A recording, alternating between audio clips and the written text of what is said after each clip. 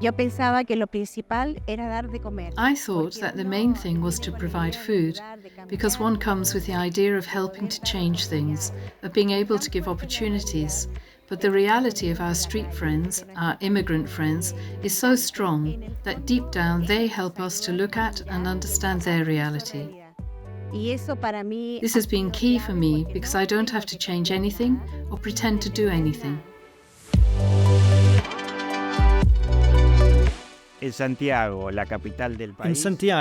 the capital of Chile, the Focolare decided to move some of the women's Focolare to the Yungay neighbourhood, to go towards the peripheries, to meet people who are vulnerable.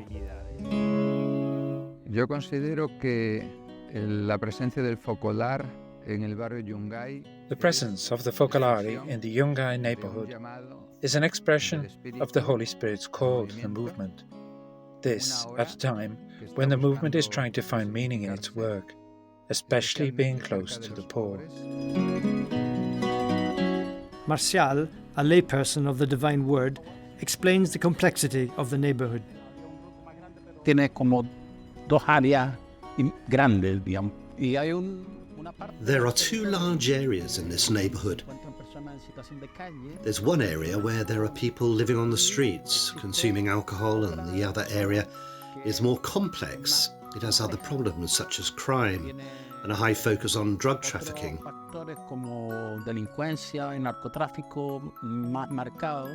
And it's precisely in this troubled area that the Focolarine have come to live. It's great. It's a gift to meet them there and generate a bit of light in this troubled area. After a difficult period in her life, Lucia arrived in Yungay in November 2021 with Annette and Paula. Venir a Yungay fue como encontrarme con este rostro de Jesús sufriente. Arriving in Yungay was like meeting the face of the suffering Jesus in all these people living on the streets, the elderly who are all alone, families with children. And I felt that it was like two things coming together. I'm starting again to cultivate my union with God, which I had never really lost, as well as going to meet Him in these people. Then I was asked if I could take charge of the coordination of the vulnerable elderly and the at-risk families. I accepted without knowing what it meant. And the truth is that with the elderly people, I feel that it's been truly beautiful because they've given me back my tenderness.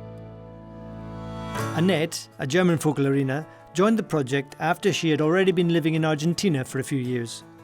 Me fascinó como el primer día hicimos un giro. I was spellbound. On the first day, we took a tour around the neighbourhood because we consider the neighbourhood as our home, and we came here to the Frey Foundation with Alvaro. This is a foundation that was created to support Haitian migrants here in Chile. Frey means brothers.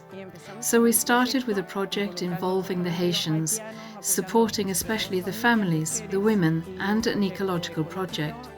This is how the Haiti Garden was born, which you can see over here.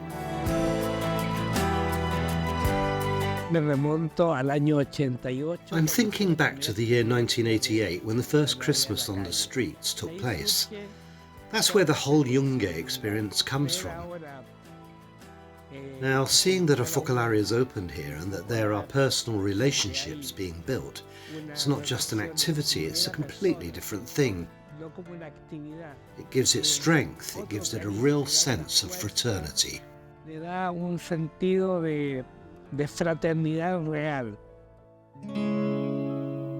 Chile es un país con profundas desigualdades. Chile is a country with deep-rooted inequalities, and this yearning for unity has to do with living in this gap, in this contrast. I think that approaching a neighbourhood like Yungay gives us this opportunity.